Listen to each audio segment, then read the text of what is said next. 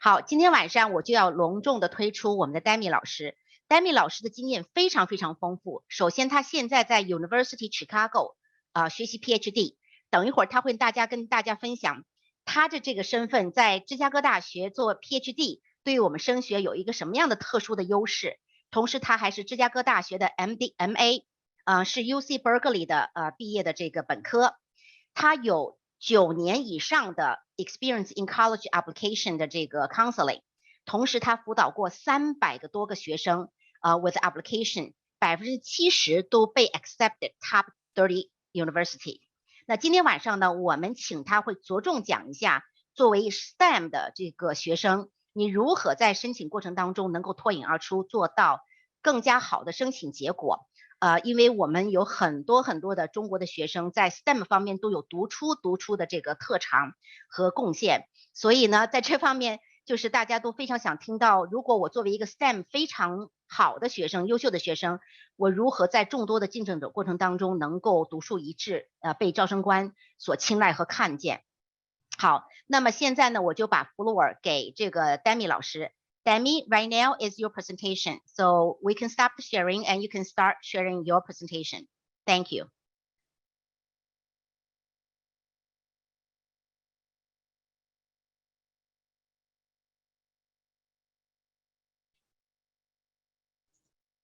Great. Okay. Okay. Thank you very much. Thank you for that. Sure. Absolutely. Let me start with my presentation. Yes. There we are. So thank you very much, everyone, for joining me in this presentation today.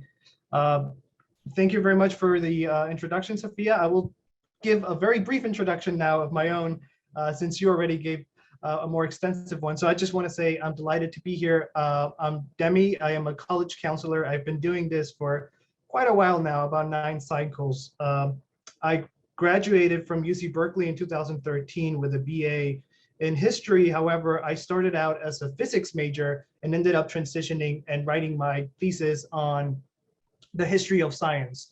I was accepted later on into a PhD at the University of Chicago, where I got an MA, and I am getting the PhD, defending it later this year.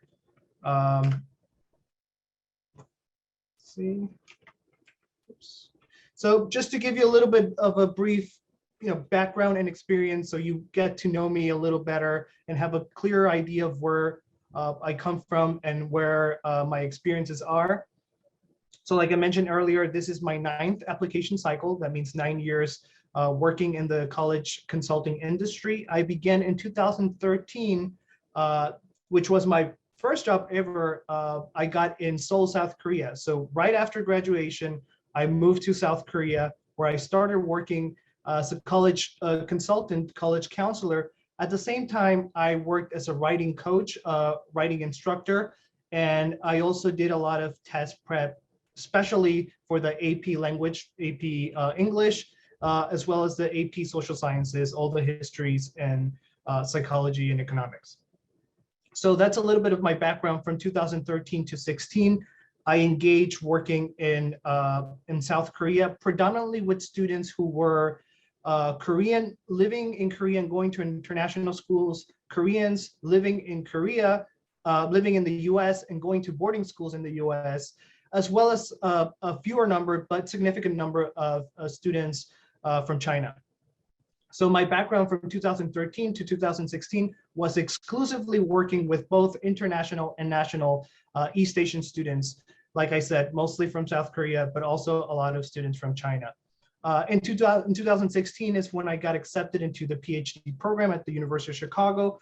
And since I had a really good run of 3 very good years as a college counselor, I was invited to continue on my role as a college counselor, even if it was remotely. So I started working from 2016 all the way till today as a college counselor, working primarily with students, again, of East Asian origin, but I had the opportunity as well to expand a little bit and start working with students in the United States from diverse backgrounds. So up to today, my main focus working with students, because I work with students who are of East Asian background and South Asian background, the vast majority of students are interested in STEM. And so a good vast majority, I would say around 70 to 80% of my students are interested in STEM. And so that's where I have the most experience, and that's the group of students that I've worked with the most.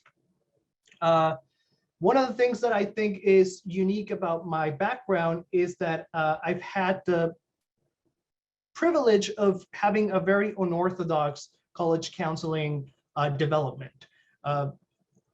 Juggling a PhD at a top university and working as a college counselor at a very elite level has allowed me to develop certain skills that I think are quite unique. For example, being a doctoral student who does research in many universities, goes to different archives at different institutions, I've had the chance to, have proximity to admissions officers and admissions offices, not only at the University of Chicago, but also at all the top schools. I spent about 4 months doing research at Harvard, so I got to know the admissions officers at Harvard. I got to learn a little bit more about the culture. And so that's one of the great benefits of being involved in academia, but also being this bridge between between high school and college for students. One of the greatest things as well is that I've been able to teach a lot of college students and learn what makes them special, what makes them unique, what qualities do they possess that I can see in high school students applying for college and say, this is something that admissions officers, this is something that universities care about, this is something that they look for. And that's something that I very much appreciate, and something that I think is quite unique because I have the experience of working with so many undergraduate students at the University of Chicago. Beyond that, I think one of the greatest advantages on my own is that even though I've graduated from college a long time ago, being in academia, I am constantly researching, writing for programs. I myself engage in activities that are similar to those of college applicants who are sending in applications to, different universities, different scholarships and all that. I do that myself with grants, so in the past 6 years or 7 years, I've written maybe 7 personal statements of my own for different grants and different fundings. For example, the Fulbright has a process that is very similar in the essays that you write to college applications. And so it's not just that I have knowledge helping students get into college, I also engage with the type of work that they do on my own. And I think that has allowed me to develop and sharpen my skills as a writer, as a thinker, and as a strategist into how to execute these different, applications and the essays for the application. So like I said, my background is I've been, for the most part, doing my PhD and at the same time being a college counselor, which is quite an interesting and unique experience that I appreciate very much. And I think it has showed that my academics benefit from my role as a college counselor, and my college counseling benefits from my role as an academic.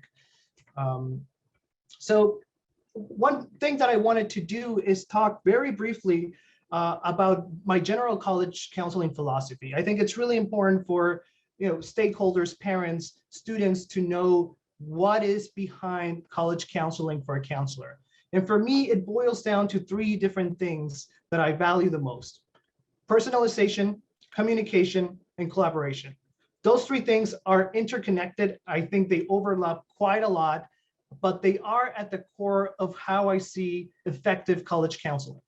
So in my opinion, personalization is extremely important in the college counseling process.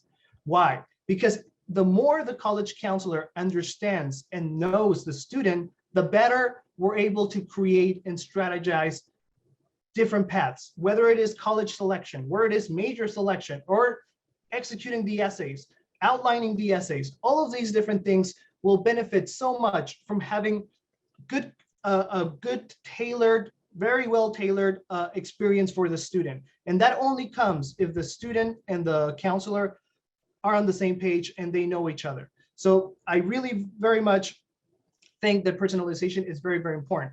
The only way to achieve personalization is through communication. So not just communication between the student and the counselor, but every stakeholder should be informed of the entire process. I believe in transparency of communication. So parents, as one of the major stakeholders in the process, should also be aware of everything that's going on in the application process. One of the reasons why I think that's true is connected to the third point that I want to make, collaboration. And I say this all the time. I am an expert in colleges. I know a lot about majors. I know a lot about universities. I spend a lot of time thinking, reading, and writing about universities. However, I'm not an expert in your student. You are. And so it is really important for me to sometimes get feedback from parents knowing, hey, you know what? I know this fact about my student that he or she hasn't shared with you. Let me tell you about this. And collaboration in that sense allows to maximize the results, to have the best possible results happen when there's a combination of work from all the different stakeholders and people who care about the experience, the admissions experience of the student. So that's why these three things are at the core of the way I see college counseling: personalization, communication, and collaboration. Okay, so the way I approach my general philosophy is different depending on the stage in which your student is. I take students who are freshmen, sophomores, juniors, or seniors, depending on where they are, and I adapt to the needs of that age group. Ideally, of course, in an ideal world, I would get everyone as a freshman, because that's generally the best place for a college counselor and the student to grow together, understand each other, and craft strategic ways of finding a path that will end up resulting in the student's best fit school, best fit major, and best programs overall. So that's the best way to achieve results, is to start as a freshman. However, freshman college counseling isn't as intense as it logically wouldn't be as the senior ones. Generally, the way freshman counseling looks like is we have monthly meetings, once a month, sometimes twice a month, depending on the needs of the student, in which we discuss the general interest of the student. What fields seem interested? Are you interested in biology? Is that biology class something that is making you feel something special compared to all your other classes?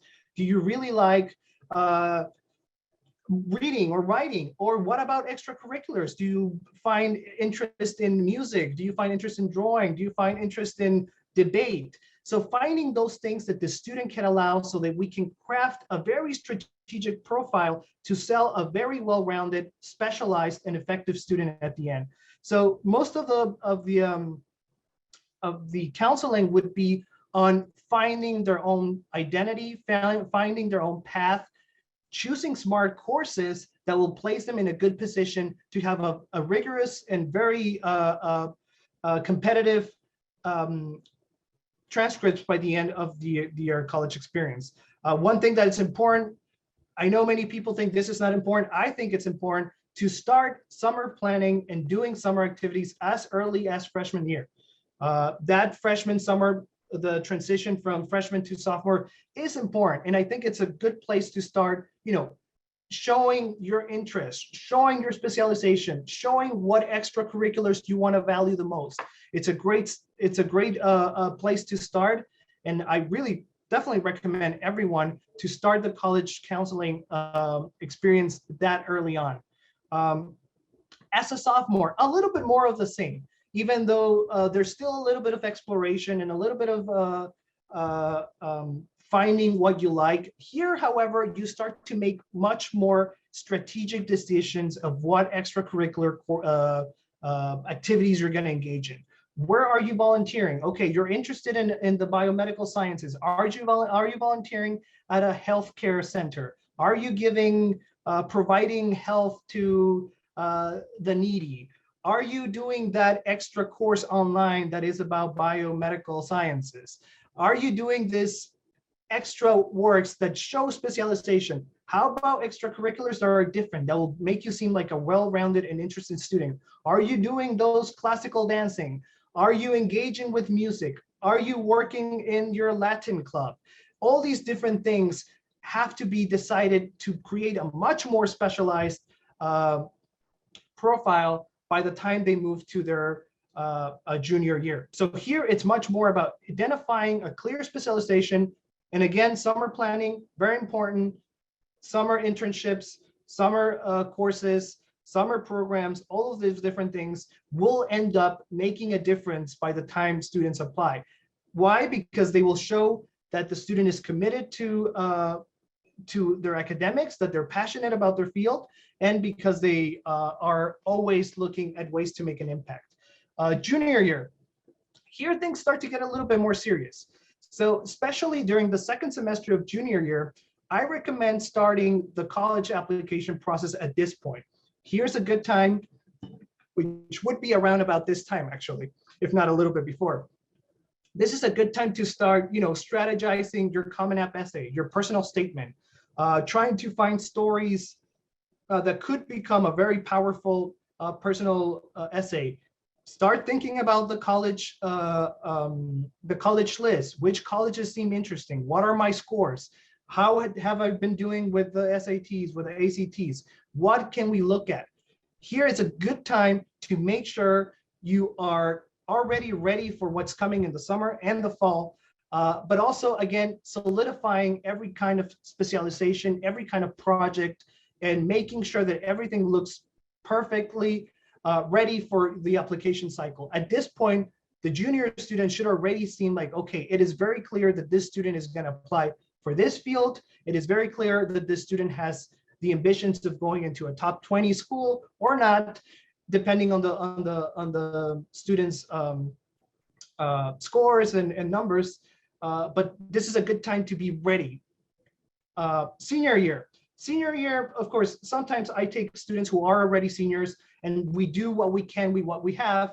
And what I normally work on is the college application process itself, making sure the students have a college list that is well balanced, that will guarantee spots at a good university that is a good fit, at a good major or at a good or strategic major that will make the student feel comfortable and happy where they are. So creating a college list, making sure we know what major we choose, meeting weekly so that we can develop the essays, the personal statement, the supplemental essays, and then later on during the year, making sure that we are ready for interviews, correspondence, or soft networking emails, as well as letters of continued interest. So it is, during the senior year, I follow the student from the beginning of the, of their cycle all the way till the end, until May, when they have to make a decision as to where to go.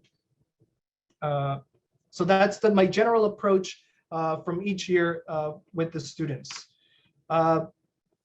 Okay, so now to the heart of the conversation. What makes a STEM student successful? So in the past, I've seen probably around 300 STEM students that I've worked with, if not more. And what I mean I work with, I mean I sit down with them, spend hours with them, strategizing which colleges to choose. I spend time, endless hours with them, choosing which personal statement topic to choose from, how to execute and all of that. So I'm very well aware and specialized in what a successful STEM student looks like. And there are some things that I've identified. The first one, and I think the most important one, is uniqueness. A STEM student has to be unique. No longer are the days in which being an exceptional student is enough. It's no longer enough. This probably was true 10 years ago, very much so more than 10 years ago. But right now, what is really important is not just having a 1600 and a 4.0. That will not get you into an Ivy League college by itself anymore. That's almost a filter now, which is mind-blowing, but it's true. Now, what is really important is to make sure that students have a very unique set of qualities and skills that will make them stand apart. Well, how do you become unique? There are many different ways of becoming unique. The easiest one is diversity. Diversity, of course, there are many different things in diversity that you can't change. You can't change your sex. You can't change your where you live. You can't change your ethnicity. You can't change your race. However, diversity comes in many different ways. And you could be a diverse student in STEM if you're very much interested in art, or if you're very much interested in music, or if you are a music producer, or if you do film, or if you're a famous photographer. There are many different ways of becoming diverse. Maybe your life experiences were very unique and you need to share them. If you survived some disease, if you went through some traumatic event, if you were a child star at a movie, I don't know. There are many different ways to set yourself as unique, and how you present them is what becomes really, really important. So finding an angle that makes you unique is extremely important. Being well-rounded. Being well-rounded is by far also one of the most important ones. The reason why I said this is because it is very common, and this is especially true for Southeast Asian students, that students are very tunnel vision and focused in one area. Let's say I have a student who's an amazing coder. They're great at Java, they're great at Python, they're amazing skills, and their lead code scores are super high. They're amazing computer scientists, but there's nothing else. They get great scores in math. They have all A's in math and sciences, but they get B's and C's in English, and they really didn't take any APs in history or any of that. Then they are not well-rounded. And unfortunately, well-roundedness is valued by STEM fields because they want that diversity. They want to see students that are more complete, that they have something else going on beyond their greatness in whatever field in STEM they are good at.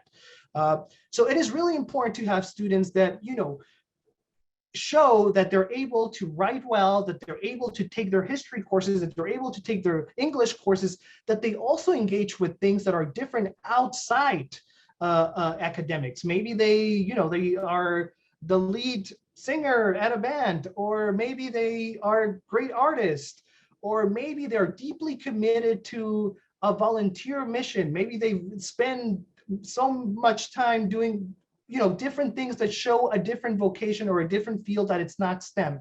That is important. And I'm about to contradict myself here, but it's true. Well-roundedness is important, but also specialization. So you have to be well-rounded and show that you have all these different skills. However, your field in STEM, or it could be STEM in general, should shine, should stand out, should be different. How we achieve this? Well, by focusing on the things that I talked about in the, you know, freshman, sophomore, junior, senior process, is by finding those special courses online, finding that special internship, that research opportunity, publishing that research paper, going to those competitions, physics competitions, engineering competitions, robotics, all these different things show specialization. So it is important that even though you show that you're capable of doing well in the social science, that you're capable of doing well in the humanities, that you're capable of, you know, learning French or Spanish or any other language, you're also showing a clear specialization in your specific field of study. It can be as broad as biology or as broad as environmental science. It can be very specialized in artificial intelligence. So as long as there is some specialization that is clear, that generally is a very good positive point for the student. The other one, students have to be impact driven. What do I mean by that? Generally, students are most appreciated when they show a commitment to making the world a better place.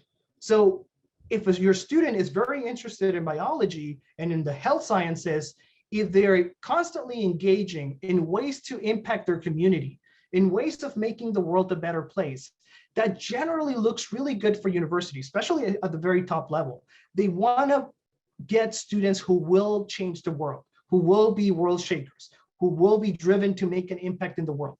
They want to see that. They want to see that a student is not just about, okay, I really love biology, I love the books, I love watching, you know, documentaries about biology and reading and creating, doing my own research.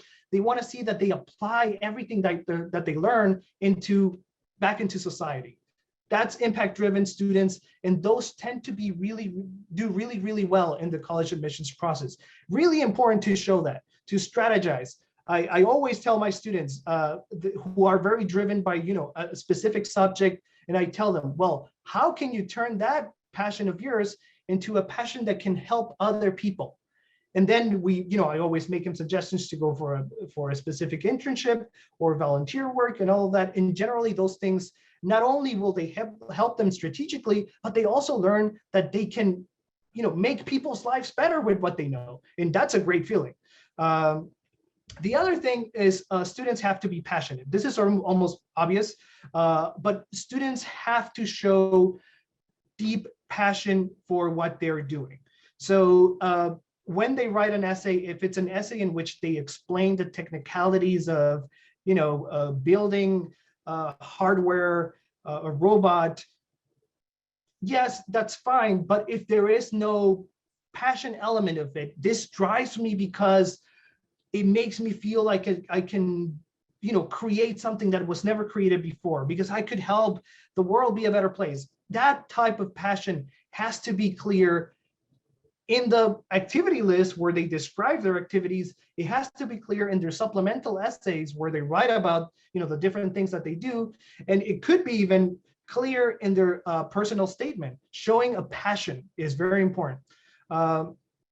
Last one, they have to be human. And I don't mean as in human beings. Of course, we can't send dogs to college yet, unfortunately. But by that, I mean that they have to show compassion, empathy, love, emotions. Showing emotions for STEM students is sometimes difficult. Most or many STEM students tend to be much more reserved, much more introverted than their social science counterparts or their humanities counterparts. And those students sometimes have an advantage with their personal statements because they can show their humanity, they can show how deeply they love, they can show how torn apart were they by a decision from their family. And those things evoke emotions, show that they are people who are vulnerable and who are willing to learn and change. And those things really help students in their personal statements. So if a STEM student is able to do that, that helps a lot. It's really important, especially in the personal statement, that they're able to show that, human part of who they are, their emotions, their love, their fears, their vulnerability. All these different things are really, really important to showcase. And that's always a process of doing it in the essays, which is why for STEM students, it's really, really important to get a college counselor because the guidance in the essays is essential. Let's move. So here are some of the college counseling myths that I wanted to talk about. And these are questions that I get from parents all the time and comments that I get as well. So there's this misconception that a counselor has to be a graduate of a university that the student wants to attend. Of course, it's good that a counselor went to the school of that's your student's dream school or a similar ranking level school. However, I think it's really important to know that generally we refer that as coaching, and coaches are good because they've done it before, but maybe they did it 10 years ago, and the process, believe me, it's entirely different. What is important is that you meet a counselor who continuously every year is up to date with what's going on with the colleges, with the changes, the trends, the new majors, the new programs, the changes in admissions rates, the different programs that they can engage with. All these different things matter more than if the person has the same diploma from the same place. That's not as important as having a counselor who has experience with these colleges, who has sent many students to these colleges, and who know how to do it. And they're aware of the changes that are going on in the with the college admissions process. The second one, and this is very common as well. The counselor must be a graduate of the major my student wants to pursue. Like I said before, I am a social science person. I love anthropology. I love history as my personal study. I do love, in history, I love the history of science, which I guess there's a relation. But even if I didn't, I think what matters the most is that not that the student has a counselor that has the same major, but that the counselor is aware of the programs. The one who has to be knowledgeable about the major is the student. The counselor needs to be knowledgeable about the programs, about the offerings, about the way of crafting those essays that will showcase the things that are needed beyond the knowledge of the major. In fact, knowledge of the major, as we will talk about a little bit in the future, isn't as important in setting people apart as the other parts, as the angles that you choose, the connection between the things that you're studying and what you're going to do in the future. All these different things end up mattering a lot more. So it is important to know that college counseling is about choosing an experienced counselor that has knowledge and is continuously investing in learning more about the programs in each university, learning more about the admissions officers in each university, learning about the ways that things are changing in the field. I think that those things are way more important than having the same school or having the same major as students, which doesn't mean that it doesn't help. It can help. However, there's a very common misconception about how that is the way it should be. It's definitely not. So I wanted to talk about some of the colleges that are very sought after by students of STEM. And not just students of STEM, in general, students who have great numbers and even students who don't sometimes very much care about getting into Ivy League colleges. Ivy League colleges have a very distinctive way of going about admissions office, the admissions process, but it's not entirely different from the top 15 schools.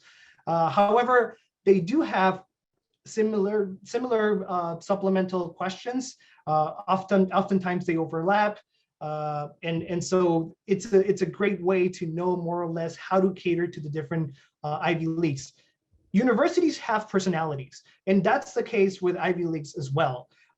For example, I can tell you that Princeton, Yale, Harvard generally really value diversity, really value a student who on top of it all, at the core of who they are, want to make the world a better place. Brown values creative intellectual students who think creatively and critically about the world around them.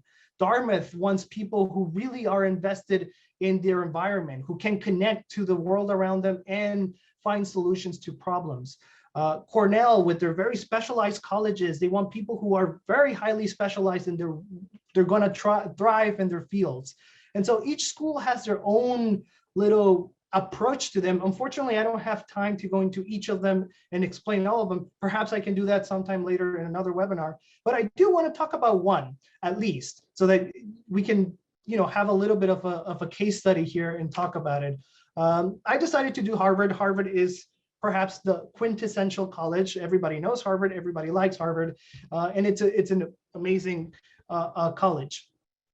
It's also one of the colleges of the type Ivy League schools that my students tend to do the best. So I'm very comfortable talking about Harvard. However, there is one fun fact about Harvard is that it's quite unpredictable. So admission into Harvard, which is why sometimes I recommend even if it's a far reach, that it's not incredibly impossible to get into, it's always a good idea to apply to Harvard because you never know. You really never know. I've had students that I didn't think they were going to get in, they got in. So it really is, there's a very high level of unpredictability with Harvard. And it's something just to be aware of at all times. You never know. But what I do know, and what we do know, is that students, as I said before, Harvard wants students who are going to be world shakers, make an impact, be leaders, who are also have the educator spirit of showing things to others, leading, moving things. I think those things are generally very important. And so they tend to value students who were presidents at clubs and who led a group to do this and who independently work on a research project and achieve that. So those are generally the things that they like quite a lot. But they also like people who are able to show emotional intelligence, who are able to show beyond IQ, they're able to show EQ.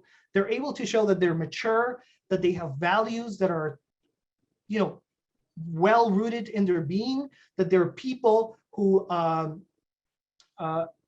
can analyze and think of the world in complex ways. And I've seen this over and over again with my successful students.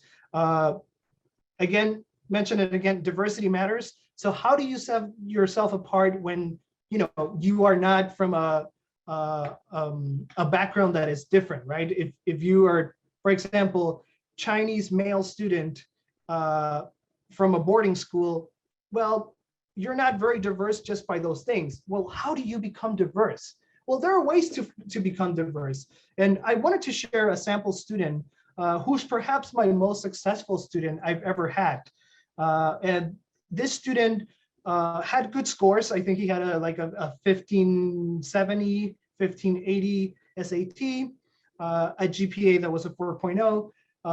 But this student was able to get into Harvard, Princeton, Yale, Stanford, UChicago, Northwestern, Duke, and UPenn. Incredible. And one of the things that I think made him stand apart, especially I thought for Harvard, was his ability to show and display great emotional intelligence. He had a personal statement. He studies biology, biochemistry at Harvard. And one of the things that he did with his personal statement, he didn't mention biochemistry once. The essay was about finding out that his mother was having an affair and being deeply torn emotionally between the duty of telling his dad about what he knows and the duty of, I owe an allegiance to my mom who has loved me and cared for me for so long. And this essay was deeply emotional. I mean, when we were crafting it, in fact, the student had this essay, the original essay was about like flying and being in an airplane. And then I told him, well, this essay isn't personal enough. You need to be emotional. And he told me, well, I just learned something that it's deeply personal that I don't want to share with you, but if it's something that will help me, I guess I can. And then we talked about it and he got emotional, I got emotional. And then we talked about it and we were able to craft this beautiful essay that just completely, when we finished it, when we crafted and we went line by line, editing everything, when we finished it, I told him, you're getting into a top 3 for sure. And I think that's very important for students to show that level of emotional intelligence. The students show that he couldn't make a judgment, he couldn't judge his mom, but at the same time, complexities of thought. And he reflected that as well in his supplemental essays. So I think that was the main reason he was a very successful student. The student is now studying at Harvard. He was a Korean student studying at an American boarding school. So generally, yes, we care a lot about the Ivy Leagues. I wanted to spend a little bit of time just briefly with other schools that are also, of equal or similar ranking than many of the Ivy League schools, and that are sometimes overlooked by parents and students.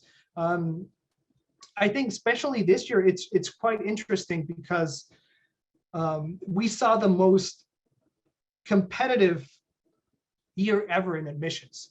I don't know if you're all aware, but for example, Harvard went from like around a 5% to a 3% in their admissions rates. Basically, all of the Ivy Leagues went from a certain percentage to half of it. So admissions were absolutely competitive.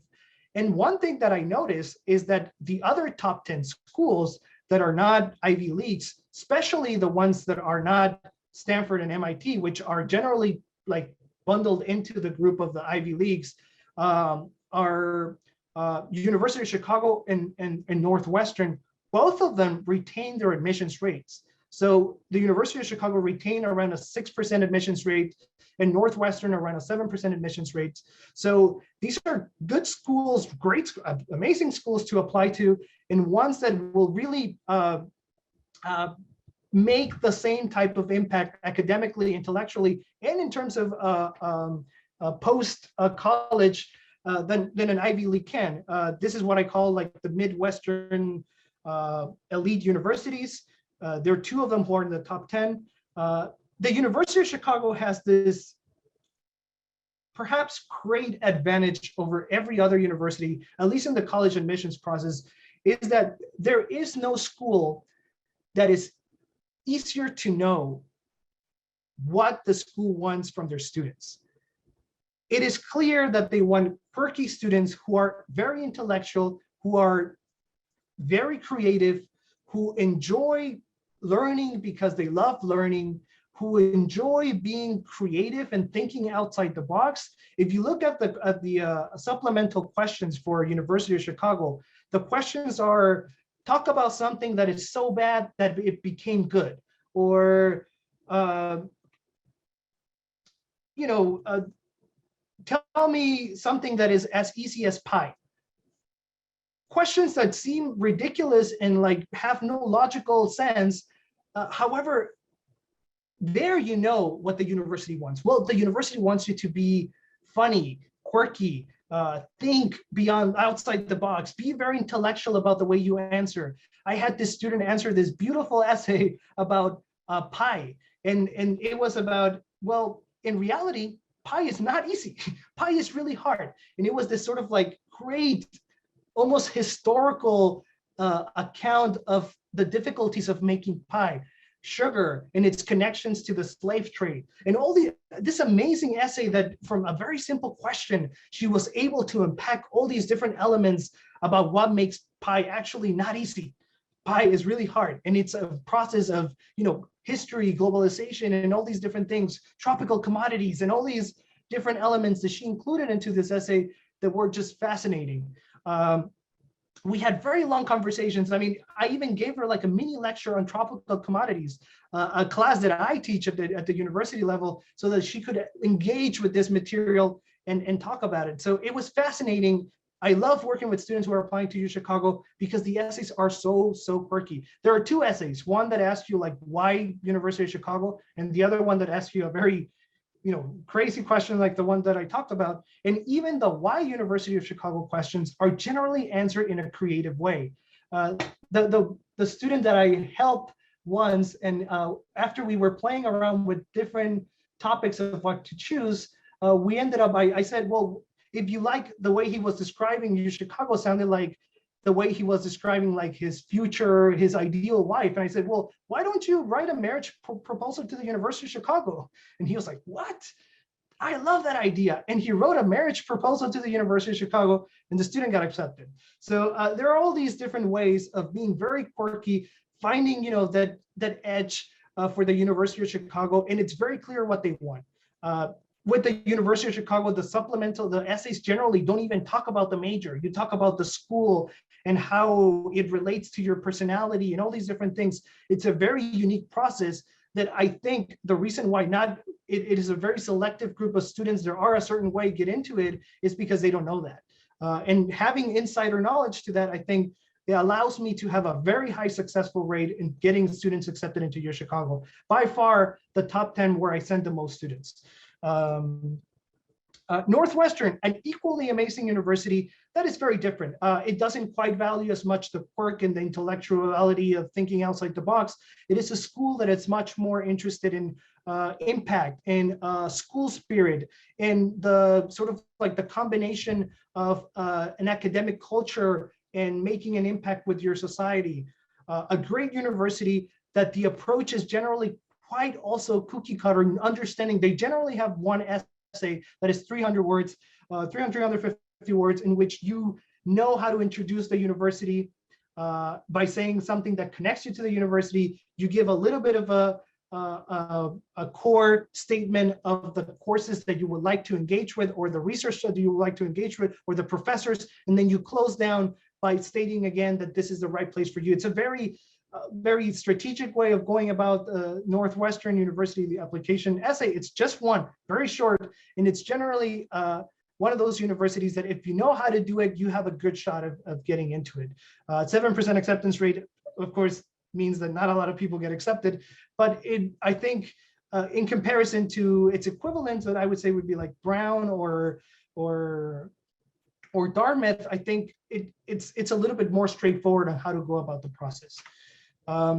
So beyond these top 10 universities, I wanted to mention a little bit about strategies to getting into these big, massive public schools.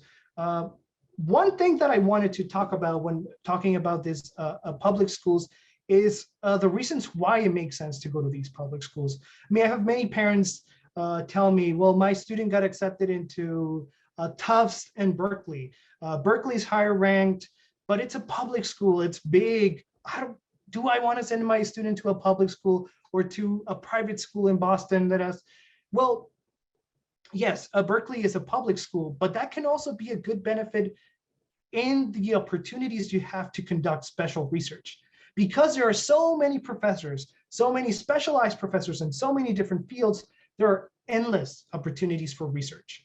For undergraduate students, for graduate students, but for undergraduate students, there's so many opportunities. Everybody wants a research assistant. Everybody wants help with the research. Everybody wants help. I mean, not to mention location. Being in California is a great advantage, especially for students who are interested in technology and in science. But there are great benefits to studying at one of the top public schools in the United States. Right now, these are the top two: UCLA #1, UC Berkeley #2. Generally, it was UC Berkeley #1. I'm biased, but Berkeley's better.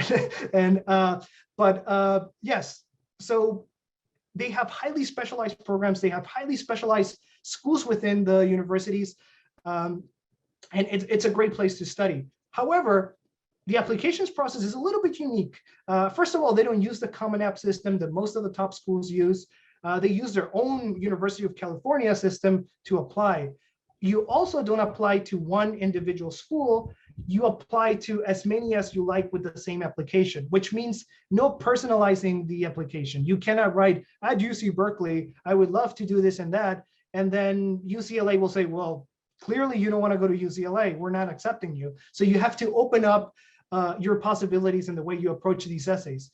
The personal insight questions, which are called PIQs for a reason, is to look very different from the supplemental essays. The supplemental essays for other schools like Ivy League schools or UChicago or Northwestern, they call for a specific type of writing that is much more creative, that shows the ability of the student as a writer, as a thinker. The PIQs don't want to know so much how well you write. They want you to answer a question as you would answer an interview. Like, they want to know exactly how you're answering directly the question that I'm asking you, and show me the proof that support it. Show me why your answer makes a lot of sense with evidence. And that sets the University of California system apart in the application process. Sometimes students don't know that. And they just, have this flowery language explaining some answer on one of the many PIQs, and then they just don't get in anywhere because that's not what the university expected. And so it's important to sit down with students and know how to approach this as well. I wanted to spend some time, I know I've been talking about like STEM students in general and their processes, but I wanted to like zoom in a little bit and focus on what I think probably the most, the major where I have most students, or the one that I've helped the most students with, which is computer science. This is a quite, competitive, if not the most competitive major to study. And this is the first thing I tell to students when they decide that they want to study computer science. I mean, for some of them, they're already seniors and it's too late and they have to do it. But also, I think if you're starting as a freshman or as a sophomore and you are interested in computer science, you should know that it's going to be probably the hardest major to get into. And you should really, really, really love it, because there are so people who are so passionate about computer science as they are passionate about video games. There are 16-year-olds who spend 8 hours a day on lead code, coding all day and becoming geniuses on that. So it's really, really competitive in getting into a top program. So what are the things that a sample computer science student needs, a great computer science student needs? They need, first of all, powerful stories and powerful essays. Why? Because generally these are people who don't write powerful stories or powerful essays. And so you need to work with your counselor and make sure that you're developing the greatest possible stories. So I always spend probably the most amount of time with my computer science students because I want to make sure that they're able to convey powerful stories. I spend a lot of time with the brainstorming process with them to make sure that their essays are unique. Remember that all that spiel about the uniqueness? It is even more so true with computer science students. What they're all, I mean, it's a very broad generalization, but they look very similar one to another. It's very difficult to differentiate. Generally, they're Asian students who are male, and that's the vast majority of the students. And so there's not a lot of diversity. If there's no diversity in STEM, there's fewer diversity in computer science. So there has to be a clear passion for it, obviously, spending time for fun on computer science, on coding. The other thing that I will highlight the most that is essential for computer science is what I call the cornerstone projects. The cornerstone projects are like this, baby that students have during the process of their high school experience. In my opinion, they should start about in sophomore year, choosing what their cornerstone project is. And it's generally something that they will carry on working with until their senior year, sometimes even into college. I've had students develop a drone that was patented and used for the UN. I've had students that develop apps that are now making millions of dollars. I have students that have worked with, websites that allowed for underprivileged students to get a better education. So all those projects that you carry on and that you work on the most end up being quite important for computer science students because they show something different. They show diversity. Obviously, needless to say, they need rigorous academics. They need very high scores. They need very good grades, a lot of APs, the general things that you need to be a successful student. If you want to study computer science at a very top level, these are all necessities. You absolutely need them. Again, diversity. Well, diversity, you can find it in many different ways. One of the biggest ones that you have no control of, but it is a great diversity perk, is being female. Being female is a great thing if you're applying to computer science because there are not that many females applying for computer science. Another thing is having, like I talked about diversity of interest. Well, perhaps you are interested in swimming and you're a champion in swimming. All those different things that make you different than the other person who spends 20 hours or 10 hours a day doing coding, and they're amazing and they're able to have their own programs and all that. Well, what else do they have going on? What else do they have that make them unique? And what do you have to make you unique? And then finding the ways of making sure that those things stand out is my job. And I work with students very carefully to make sure that those things are clear. One thing that I want to mention is admissions rates for computer science are different. And this is a very common misconception of students and parents. Sometimes they look at the admissions rate. A clear example is UC Berkeley, and you look at the admissions rate. Oh, there's like a 15% acceptance rate. That means I have a good shot with my good scores and all of that. I should be able to. Well, the reality is if you're applying for computer science in the EECS program, the electrical engineering computer science program, the admissions rate is about 5%, 4 to 5%, which makes it much lower than the 15% that you thought. And this is true across the board. If you look at UIUC, University of Illinois Urbana-Champaign, which is a school with a general acceptance rate of around 60%, but it's a top school in computer science. I think a very top school in computer science is top 5. You look at their score, at their acceptance rate for computer science, and it's around 15%. So those numbers, the numbers that you look at when you Google a school and acceptance rate for computer science don't apply. And that's something that you should just know. Admissions are completely different for computer science, and it's something to be aware of way before you start. You just should know that you're playing a different way, playing a different game if you decide to go for computer science. Again, there's a different, in terms of college selection, generally it doesn't quite make sense to just say, well, I love the Ivy Leagues, so I'm going to apply to all of them, and that's where I'm going to study computer science. You can do that, yes, but it turns out that not all the Ivy League schools have great computer science programs, and it turns out that other schools have great computer science programs that you would normally not consider. Case in point here, the #1 computer science programs are, it's a tie between Berkeley, the EECS program that I just mentioned, Carnegie Mellon, MIT, and Stanford. Those are the top programs tied in number 1.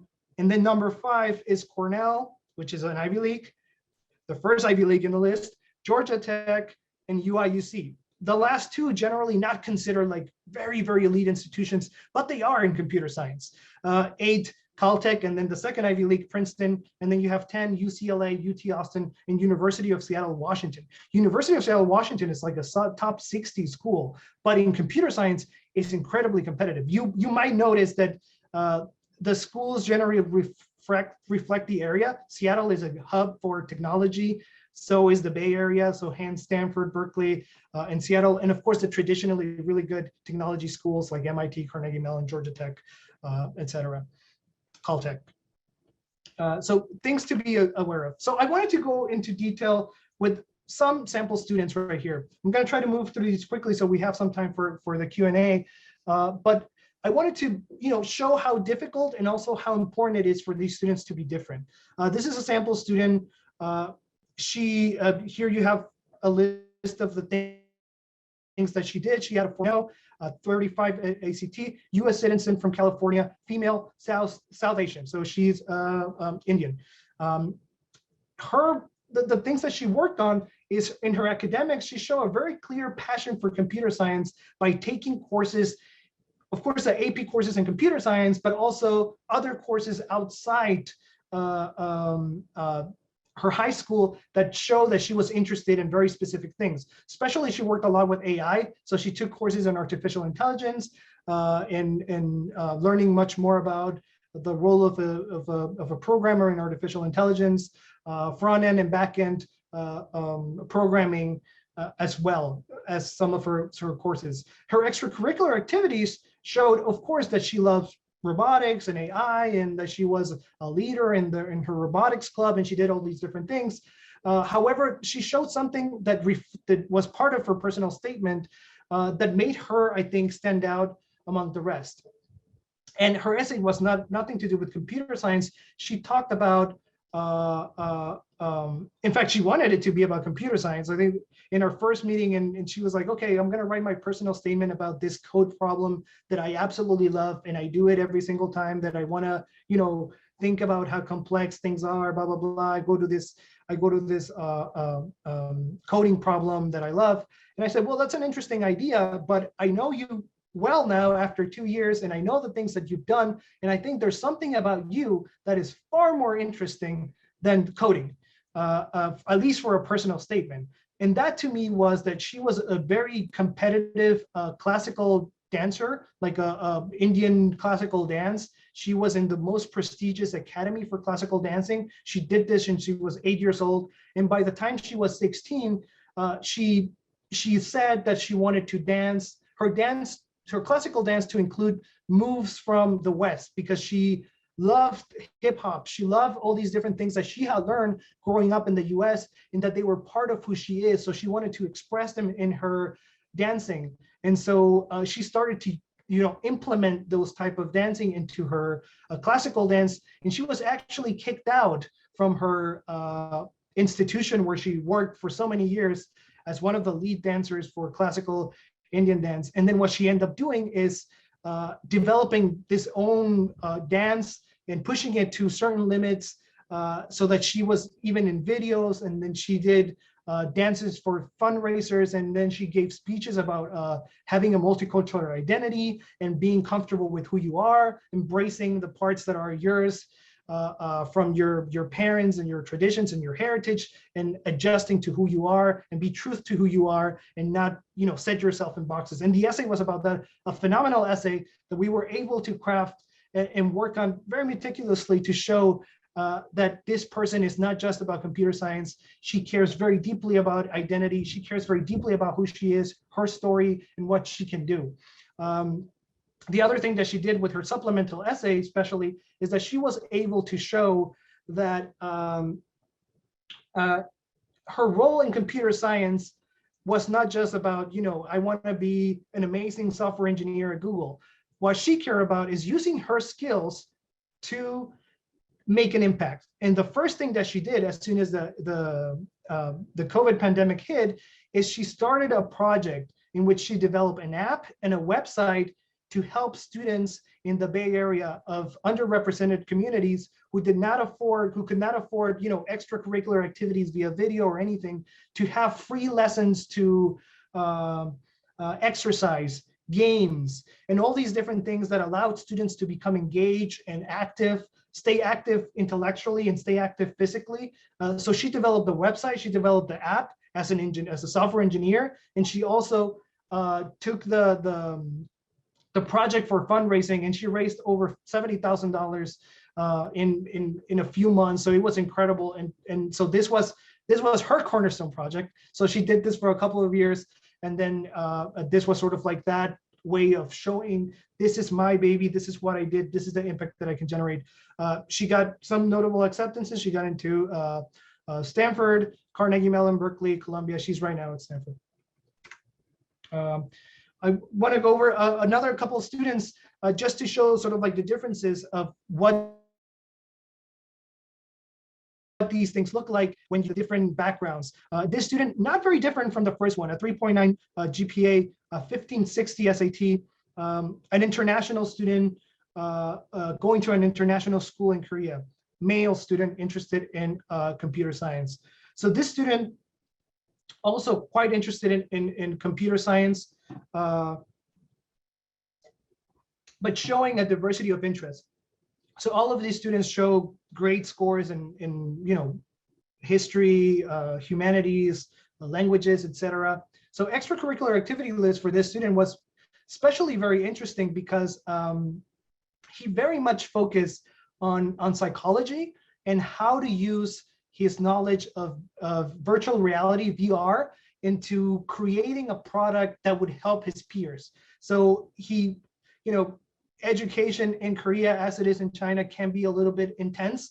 And so one of the things that he cared about a lot, seeing a lot of his peers being depressed and overstressed, he created his cornerstone project of creating a VR a program in which he basically put the headset for students after a test, after all of that, and it allowed them to relax and give them a lot of nostalgic imagery, music, and all of things that were almost personalized to the student or the generation.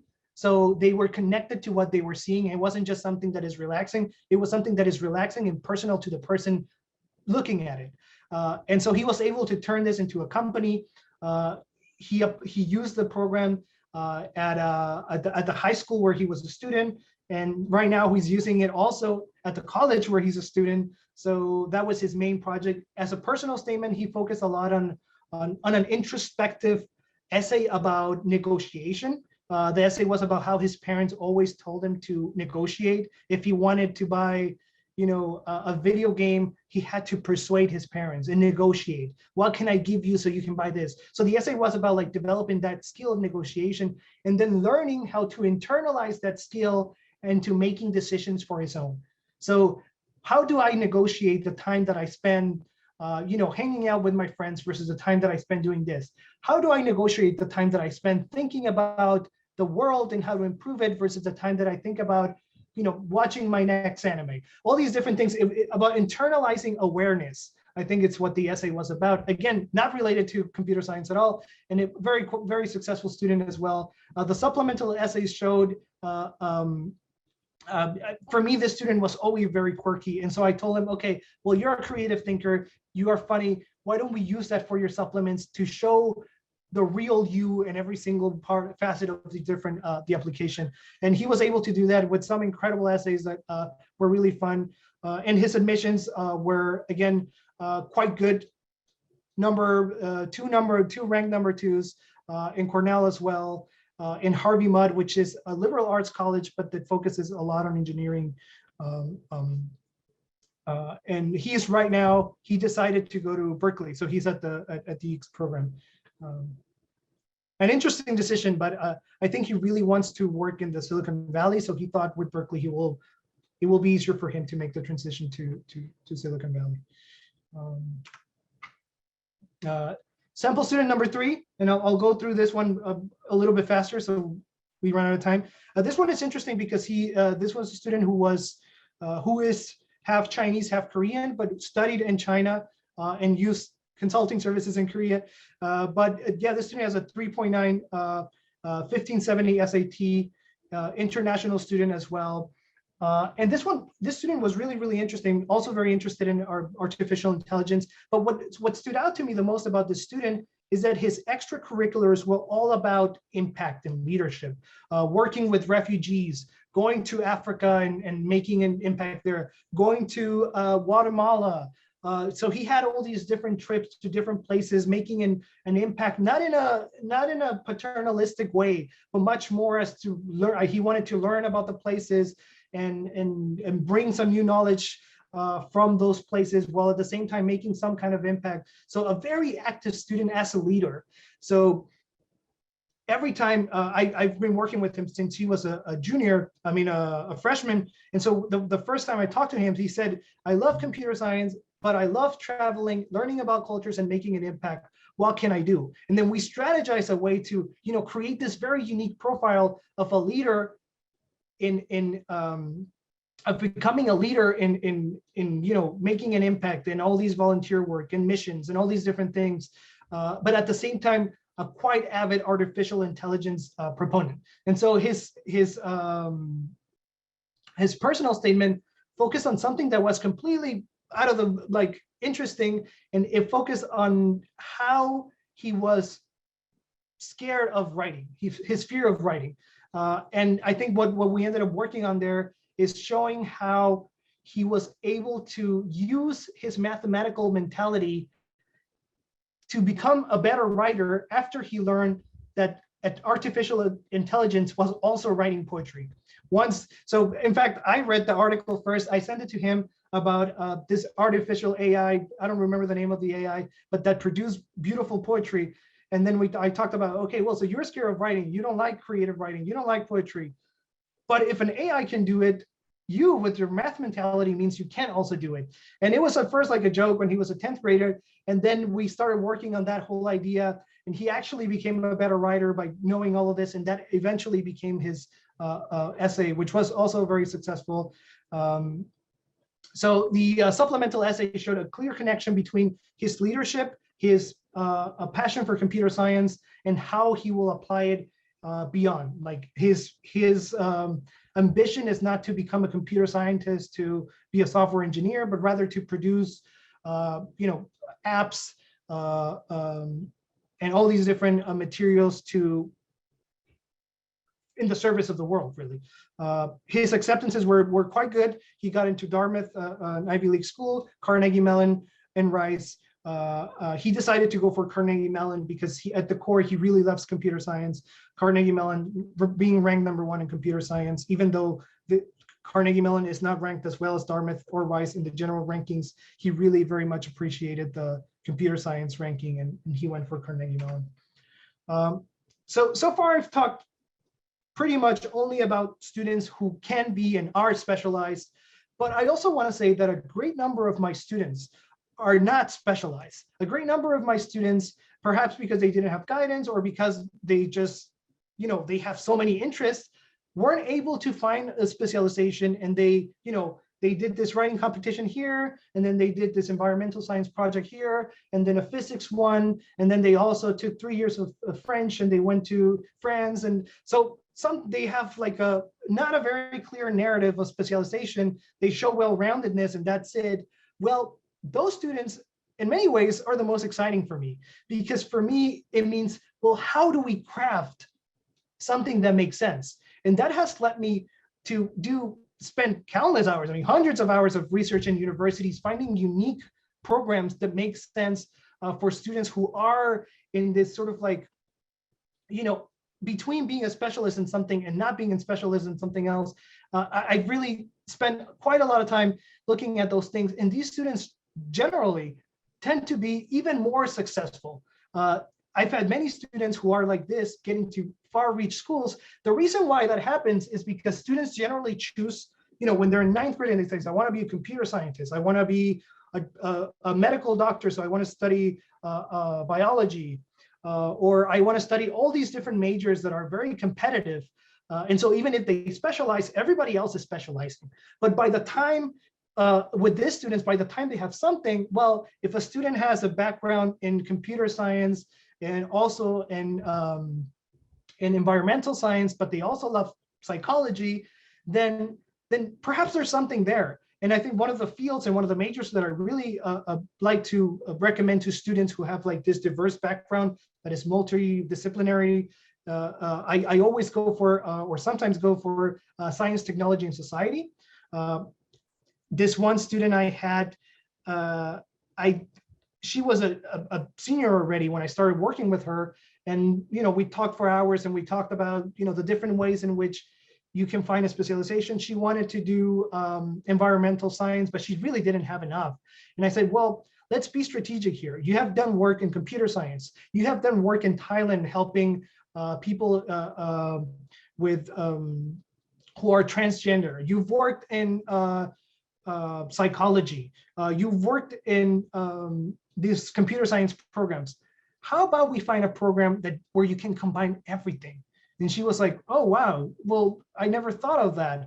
And then one of the things that we talked about is I said, well, look at your desk. When you think of your desk and the books that you have and the things that are in your room, what do you see? And she says, well, I see all these different things.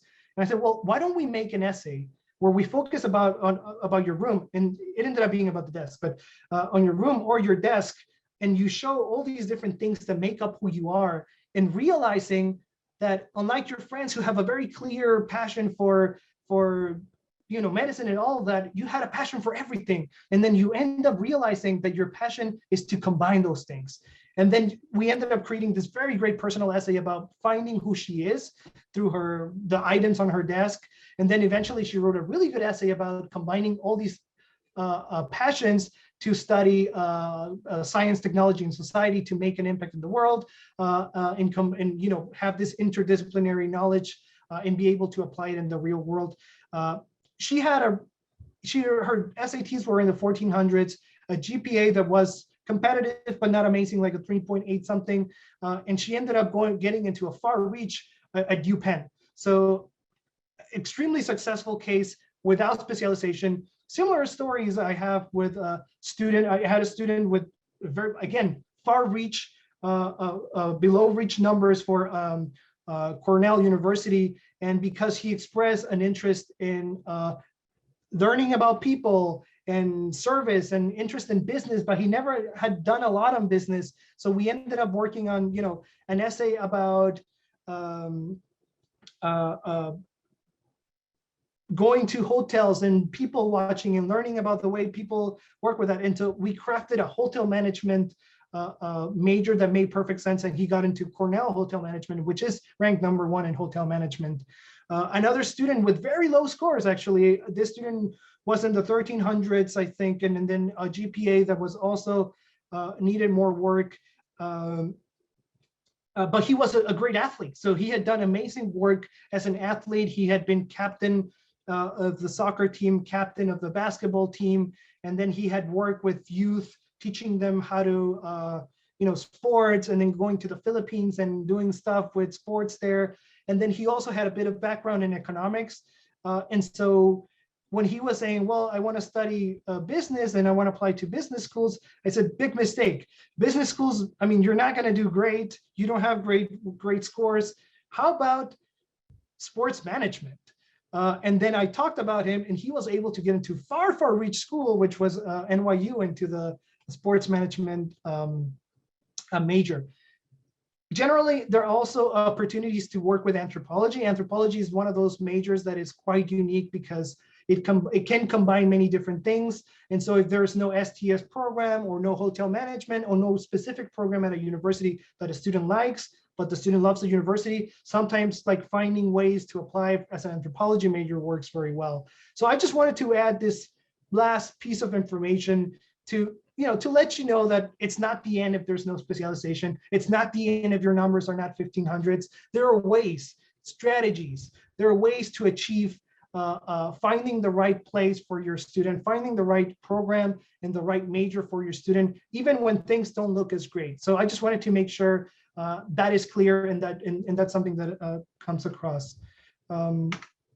So thank you very much. I just want to say, if you have any questions about availability or rates or anything like that, I think Ivy Compass will be happy to assist you. Thank you very much. It was a pleasure sharing this information with you. This summer we have Ray. Ray is very much popular coach for investment, for finance. He actually going to have a offline class, summer camp, also online class.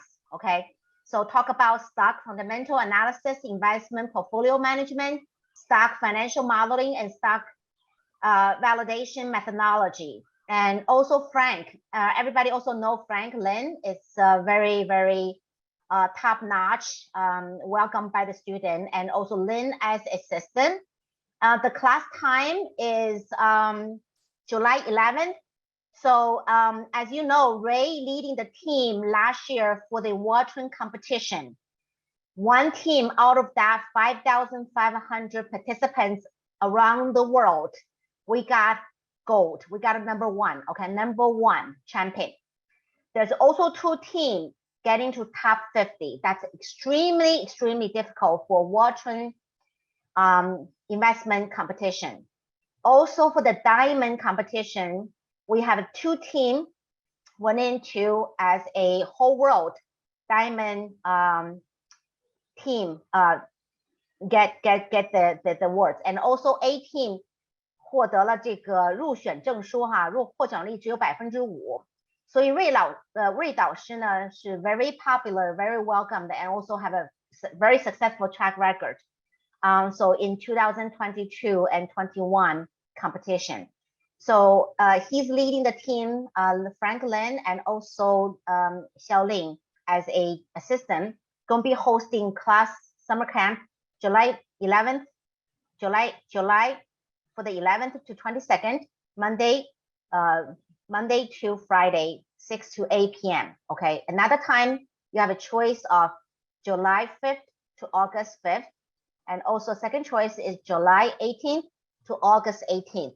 If you're interested in this summer camp and summer class, please scan this barcode, and there will be someone to providing you with more detailed information.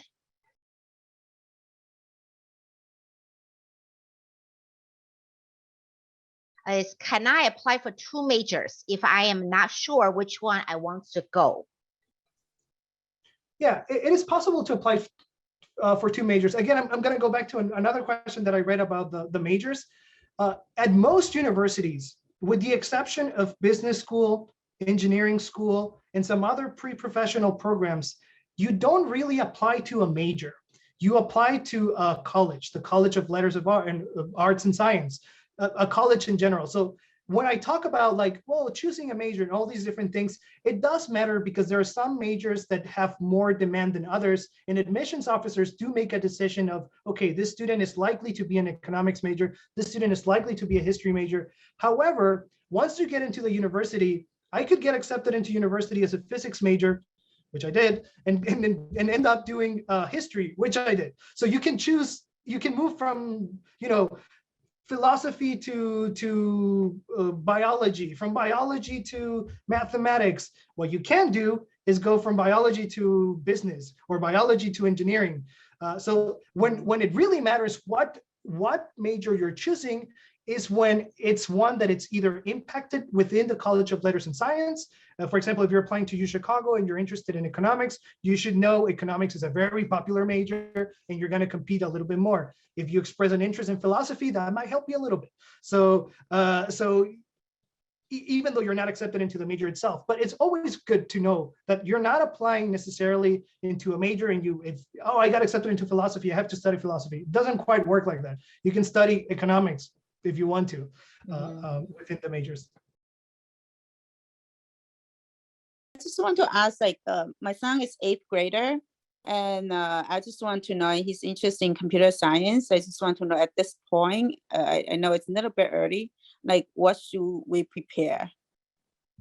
Get him to code. So the simple answer is having coding. So there's no better way to know how interested a student is in coding as to when they start coding almost competitively. There are now so many platforms online. LeetCode is probably the leading one, where students, no matter what their age is, they can code and compete and get a score almost like a video game.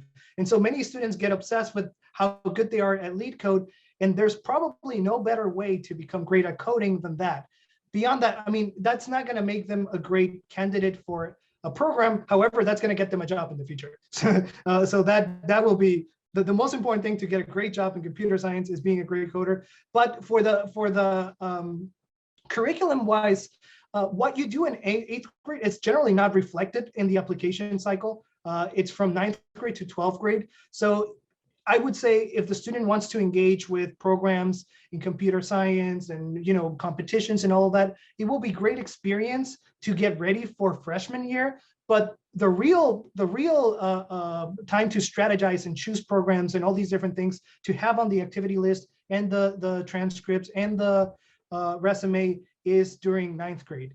But I guess, again, I go back to my first answer is the best thing to do is get them to code as much as possible. Okay. So can I ask another questions? Which like language should we start? Like Java, and they have Python, they have all kinds of coding language. I think that's a matter of preference. I think Python is maybe the most versatile one, and one that has a lot of, you know, impact right now. So if it were my son, I would push him towards Python. So, but there's really, at the end of the day, that might not make that much of an impact, but I think I would choose for the sake of the future, Python to start with. Okay, thank you. So basically, I have a question about the actual curriculum work. My son is interested in biology major, and he is very interested in music as well. And then he has some award for those competitive music programs, competitions. So my question is, like, when we submit application, do we just you know, show our music programs as an actual curriculum, or we can consider do a biology major and the music as a minor? Or even I heard that you can do double majors. So what's the pros and cons to do these different things, these 3 different options? Thank you. That's a wonderful question. It's a great question. So yes, generally, if you choose to just focus on biology and do a biology major, there are ways to make sure that we showcase the awards, the amount of work that has been put in for music. Those things will be there. So they will be noted and reviewed by admissions officers, and they will understand that the student has, you know, a complex background, that it's great with music. The opportunity to do double major or a minor is also there. I think, I mean, the only thing that would change basically is that if the student wants to do double major in biology and music, I would like to see the academic part also of music. So if they've taken theory, if they've done work that it's a little bit more academic, that will justify the major itself. If there is not any of that, I would use the minor. I think the minor is a good, like, sort of like, you know, middle ground where you show, yes, I have a great interest in music and I want to continue pursuing it, but my main career, I want it to be related to biology. And then there will be plenty of opportunities to show that the student is, you know, the student got awards, that the student took extra classes for music. So that will be clear in the activity list section. And it might be also clear in some of the supplemental essays. Generally, there's some space to show, well, there's a question about, tell me something that you enjoy, the thing that makes you feel the more relaxed in life. Then you could talk about music there. So there's always chances for you to, you know, showcase the things that really you're passionate about, but they might not be your major. There will always be room for that. And they will always add to that diversity that I was talking about. So very, very, very, very good that the student is really invested in music and interested in biology. One question is, as an Asian boy, good at arts, but does not want to apply for an art school, how to take advantage of this art talent in college application? Thank you. Yeah, that's a great question. I was reading it and I wanted to answer it. So I'm glad that you picked that one. So yes, it's always, you have always the opportunity of setting a profile as well. it will be a nice supplement to your application. So even if you're not applying to an arts program specifically, if you have the possibility of sending a portfolio, that can help the admissions process. At the same time, showcasing the artistic flair and abilities in the essays, in the activity list, will show, again, the diversity that is necessary for top students to get into top schools. So showing that there's a passion. It doesn't have to be music, it doesn't have to be art, it could be music, it could be a sport, it could be something else that is achieved at a high level. All those things are never a minus. They're always a plus in the application process. So for art specifically, I think I would, if there's enough material that is good, of quality, I would even send a portfolio. In the universities that you're able to submit a portfolio, I would submit a portfolio, because it will not all the students submit a portfolio. So that's an advantage for the student. Okay, great, thank you. So here's my question. So my daughter is in 9th grade freshman. So she is a different case. So her school is one of the top STEM focused school in California. Just for your information, just average AP class her school student take in high school for 4 years, average number 11 to 12. The top number is 19. Wow. So, yeah, but here is something I'm trying to balance. So my daughter, she's okay with school, with all the rigorous class schedule, she's okay. However, her real passion, I don't think it is in STEM. Her real passion is more leaning towards language, humanity sessions, and also the history and the literature. That's her real passion.